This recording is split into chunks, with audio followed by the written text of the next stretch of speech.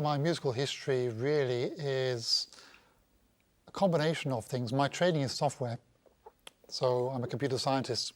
So I started off doing that, and from there moved into music, and there moved also into doing computer visuals. So ended up working in theatre and dance quite a lot, either doing sound or visual work, projection, electronics. So that's kind of where I've arrived, where I am today. And most of my work really is informed by software.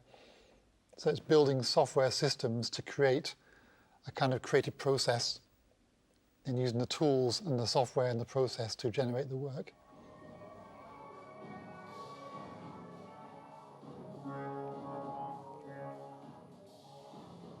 Yeah, it starts from right from the childhood, from 3 years, playing piano for 10 or 15 years, then moving to electronics and guitar, and then we had the argon and organ, first Finnish pioneer electronic pop music bands, techno bands, that was called.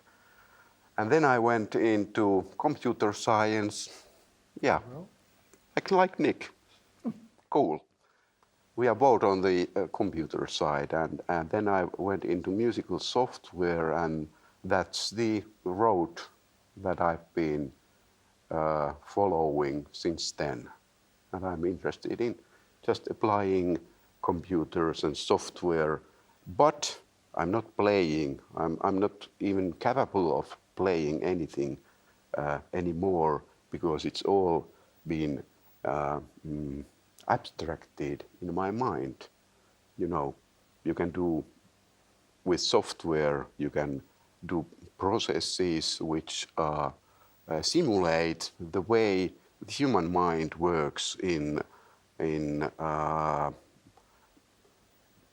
creative processes.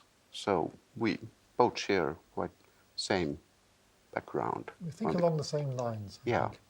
And that's why we are in the drum and ambient stuff rhythm group here, like in the traditional band, the drummer is in the between the band, and the band is there. Yes, we're the rhythm department. Yeah, rhythm department. Right.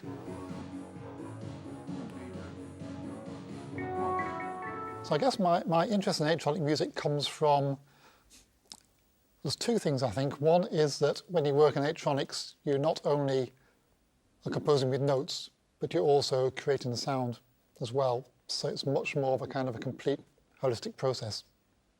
And it's something you have a lot of control over.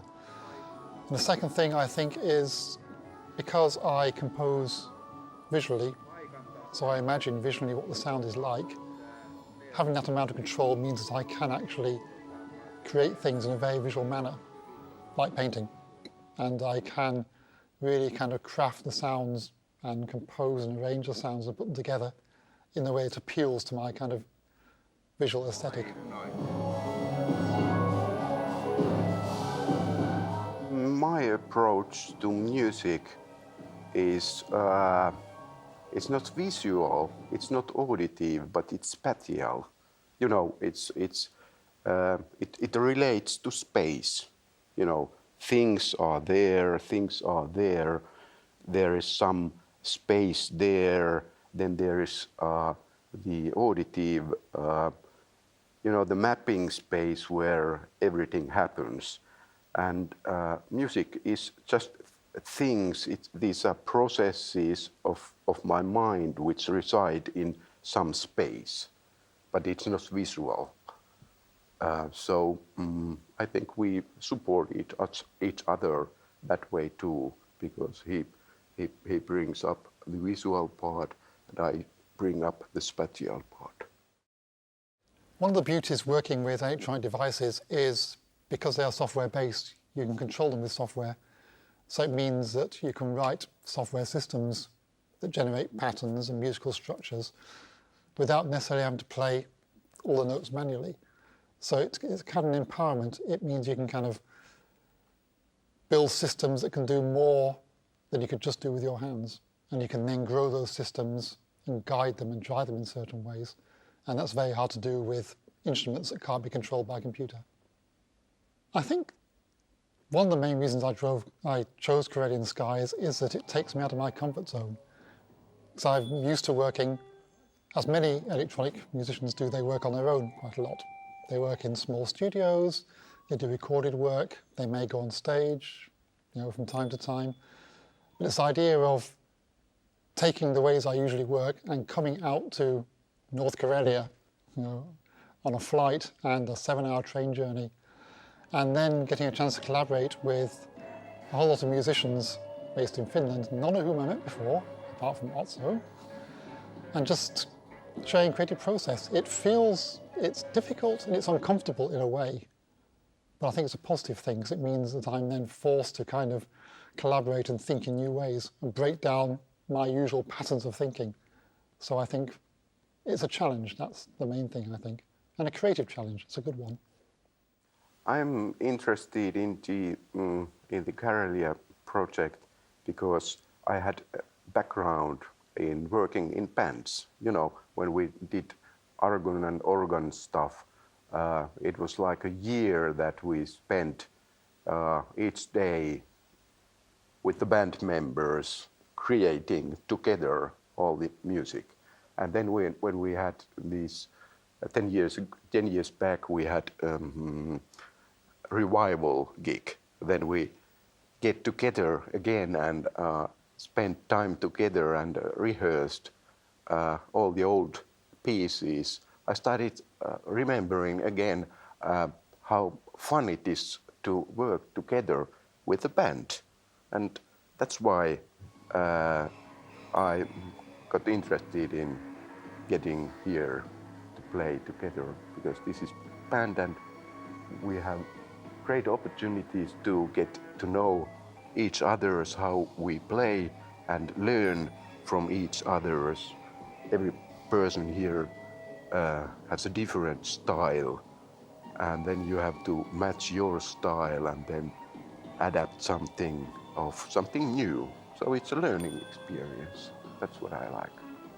I'm very amazed of those graphical artists and mixers and participating extra member here of their creativity, and really amazed of this whole setup here. We just came here and it was just few hours.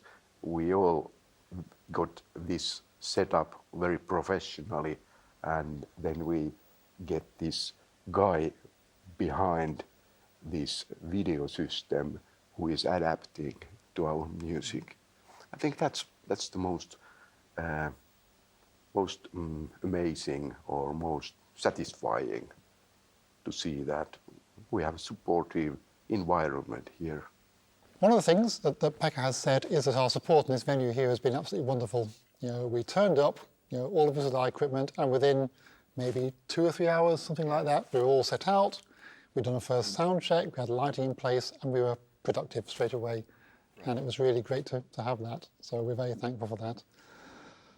Personally, one thing I found interesting is that the music we've been doing here has a slightly Finnish flavour to it. There's some slight quirkiness that I find really interesting. I can't quite describe it, but I can kind of recognise it now. There's the polka, of course. Yeah. Yes, that is absolutely. Yeah. That's the trees. That's the grilling and that kind of things. The environment is different here, and it reflects to the way the musical mind works here also. Yeah, and it is perceivable. It is apparent in the sort of the rhythms and the sort of structures that are appearing, and I found that to be really interesting to work with.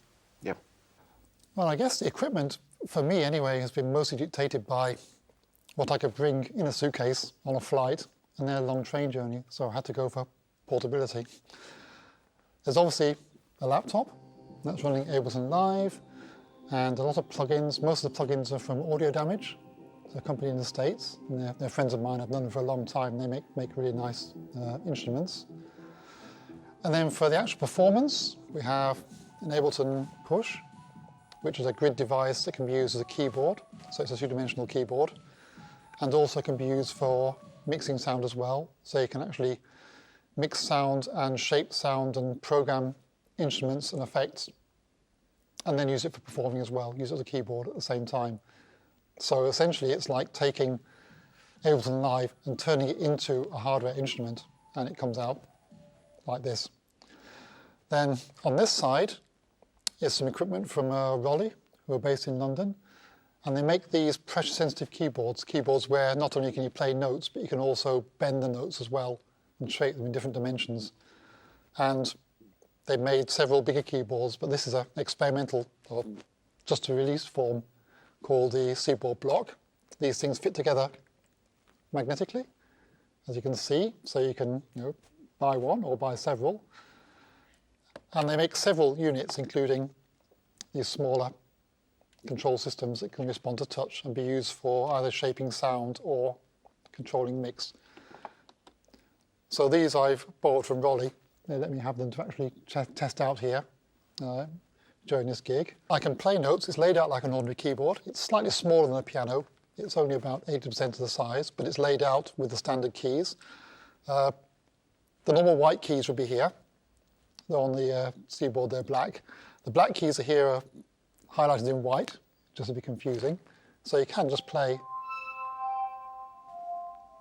just as you play a piano, but any note that you hold, you can press, you can pitch bend it, and you can add expression. And this can be done on a note-by-note basis, so I can hold two notes.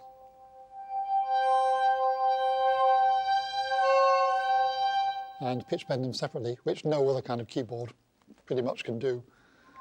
So it's very expressive, it's very natural. If you play piano, you can play one of these things really quickly, but then you learn the techniques for adding expression at the same time. And that's about it, really. This is for the expressive playing. If I want to really shape notes and make very organic sounds, and this is kind of the workhorse for doing fast keyboard parts and really controlling the mix and shaping the sound as we play. I bought here very minimalistic set just because to get it portable. I loaded up all my virtual synths into a laptop. So even it's small outside, it's very big inside. Maybe there are 300 or even 500 virtual instruments inside there, which I have categorized by their feeling, feeling and ambience and applications for what I can use them. So when we are improvising, I'm tracking the general feel of where's the piece starting to move, and then in my mind I match it. Okay, it's here, it's this instrument, and it's this kind of machine. It's a software machine which doesn't just produce one note, but it produces complex evaluations of multiple sounds, creating atmospheres, sort of musical dramaturg stuff. So that's my equipment. Then I've got a small handy recorder that I'm recording our sessions that we can listen later in our camp, and then decide what piece sounds good and what we have to do to bring it up for the performance. Yeah. So that's my setup here. I think the most important part here when we start to make songs is that we have absolutely nothing pre-composed. Everybody has ideas, and then we work together and we try to match each other that, okay, I have this piece, it might fit to his sound and his sequence, and how we communicate and find out the sort of group voice, group soul thing. Yeah, that's the work of art process here. One of the tricks, though, is to listen more than you play. Because we each have the equivalent of a recording studio on our desks here. Right. If we all played, it would just be an overpowering cacophony. Yeah. So one of the tricks is listening to what's going on, and if you think it doesn't need anything more, don't play. Yeah, don't If play. it does, then just gently try something. Yes. And be responsive. So one of the good things about this sort of event is you train yourself not just to play, but you train yourself to listen. That's Yes. a very useful skill. Yes, that's it. I think I should just say that it's great to be here in Northern Karelia to be invited to Nurmes, and thanks to the Finnish Institute in London for supporting me on this trip. It's been, a great experience, great opportunity. I would thank for opportunity to work with Nick, who is very, I'm just a Finnish guy here gigging in a local scene, but he's been traveling all over the world.